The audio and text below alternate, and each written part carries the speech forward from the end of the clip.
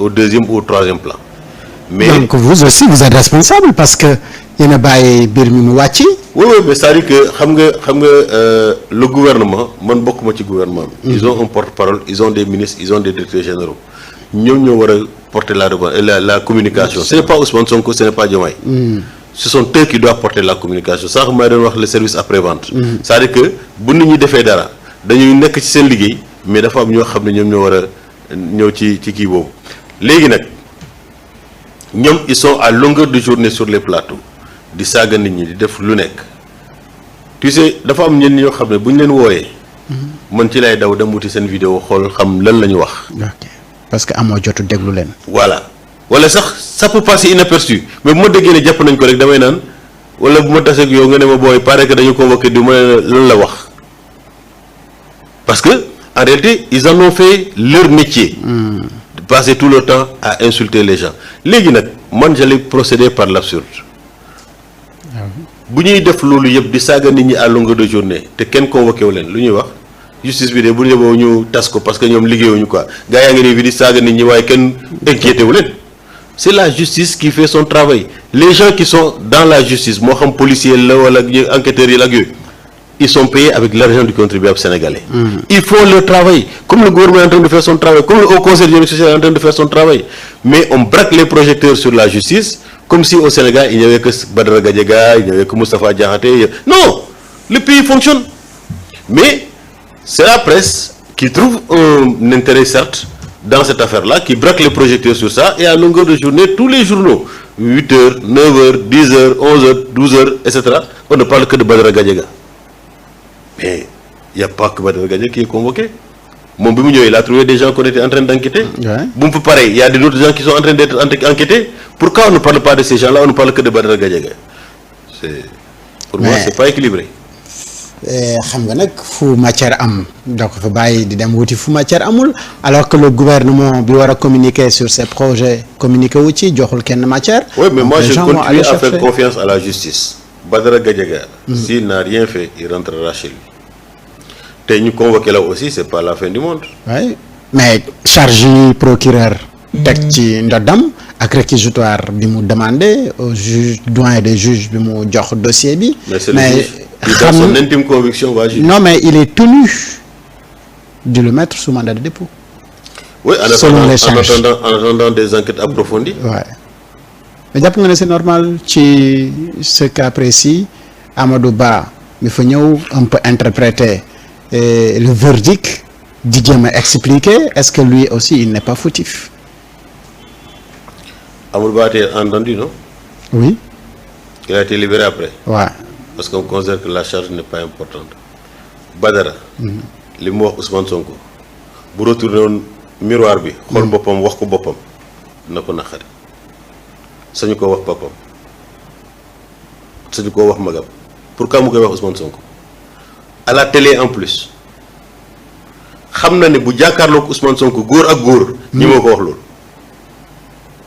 c'est facile c'est lâche bu tasoon Ousmane Sonko ci koñ bi góor ak góor ñi moo ko wax loolu xam na ko pourquoi il profite d'une télévision pour wax loolu Ousmane Sonko te après dara du ko ci fekk on est dans un pays de droit ni mu amee ay droit noonu la Ousmane Sonko amee ay droit moom laa doon wax ne ta liberté s'arrête là où commence la tienne donc ni mu amee ay droit moom noonu la Ousmane Sonko amee ay droit en tant que citoyen.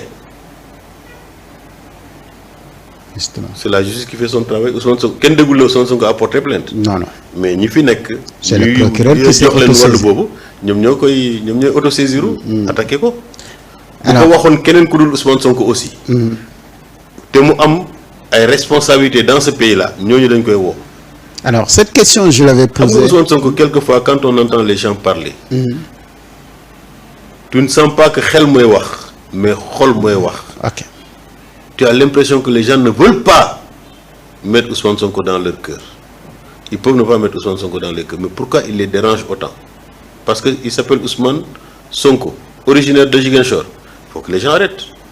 nga jàpp donc dafa am ñu nga xamee dañu am. C'est de l'animosité. envers Ousmane. C'est de l'animosité. te Ousmane Sonko defu leen dara. defu leen dara. bu ñu yaakaaree ne xëy na moom mais Ousmane moo foqati seen lan ci kañ dinañu ko mere. waaw mais Sénégal ñoo ko bokk. waay ñoo ko bokk. am na loo xam ne noonu la ñu yore woon Sénégal mu jàpp ne gis-gis bi moom bu mu am ak ñi lu ñu def bokkul. waay Sénégalais yi comprendre ko topp ko ci loolu ñu jox ko possibilité pour mu réaliser ses ambitions pour le Sénégal léegi nag bu fekkee ne loolu daf la tere yow am li nga war a am mais tu peux t'en prendre à toi-même mais les Sénégalais ont tranché parce que après tout s'il y a un arbitre c'est le peuple sénégalais. waay léegi nag nit aussi da ngay gëm yàlla. alors cette question je l'avais posée à Amadou Ba Babo vous êtes acteur politique monsieur le président yaa ngi ci yor sa mouvement politique gis nga ni ñuy defee politique au Sénégal lan moo la ci déranger réellement. xam nga d'abord les gens pensent que la politique yoon la bu gën a gàtt pour nga mën a enrichir sur le dos du peuple sénégalais warul. warul la politique est faite pour servir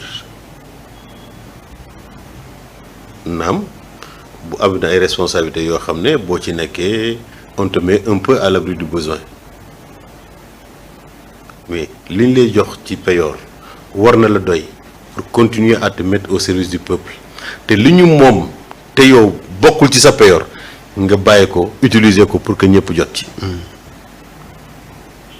toute cette animosité là contre Ousmane Sonko c'est ce groupe d'individus là. ñoo xam ne dañoo jàpp ne bi fi ñee nekkoon dañ doon tooyal seen ceeb tey seen ceeb mënul tooy donc lépp Ousmane Sonko moo ñu ko yóbbi.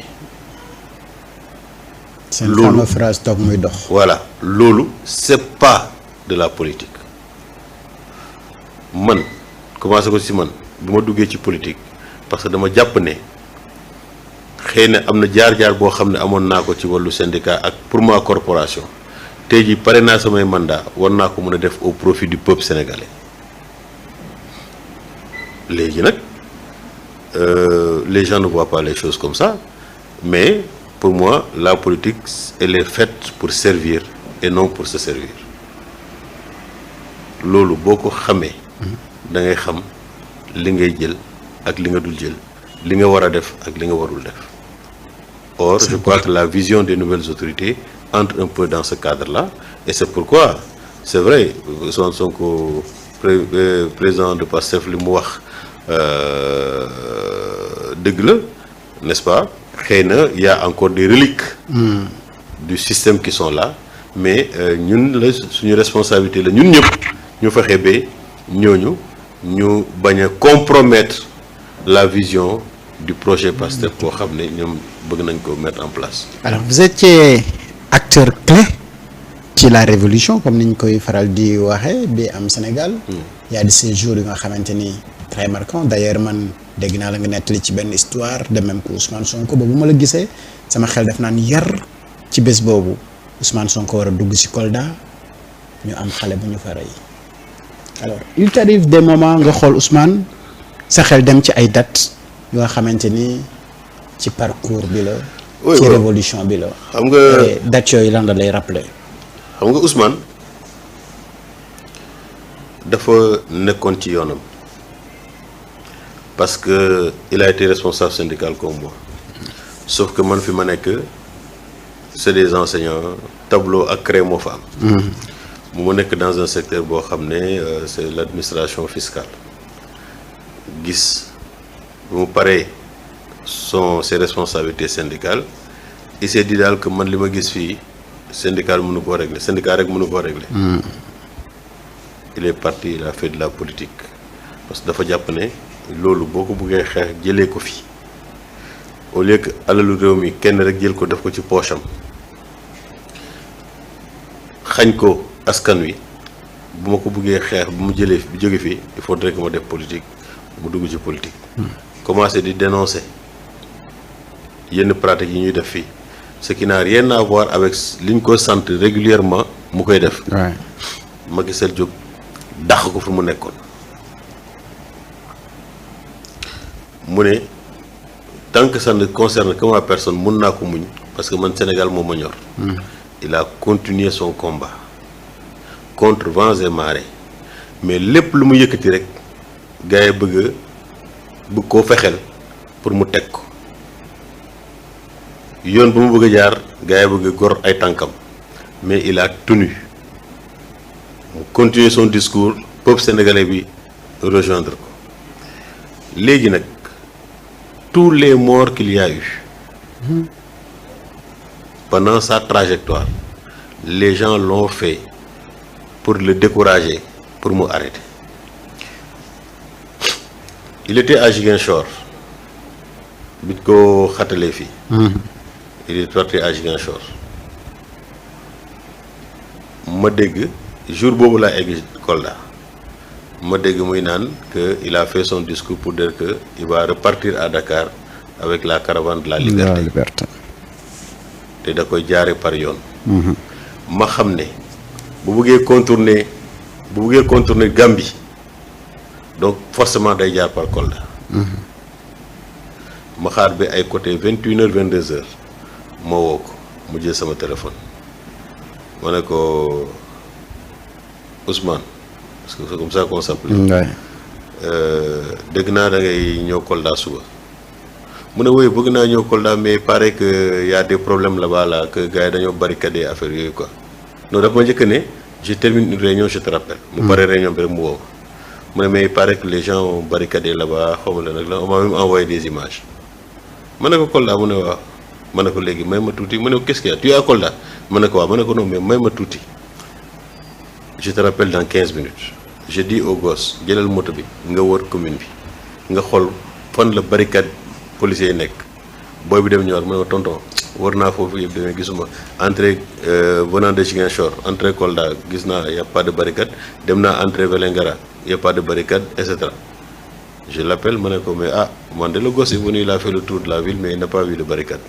mu ne pourtant bi ñu ma ko waxee sama yaay ci boppam daf ma ne est-ce que lii ay photo yu bees la mais comme tu es à Kolda retiens que je passerai à Kolda et je passerai la nuit à Kolda ma ne ko bon comme tu passes la nuit à Kolda tout de suite je vais aller te trouver des chambres dans les hôtels parce que souvent ma ne ko jusqu'à combien mu wax ma nombre bi j'ai fait le tour des hôtels j'ai réservé les trucs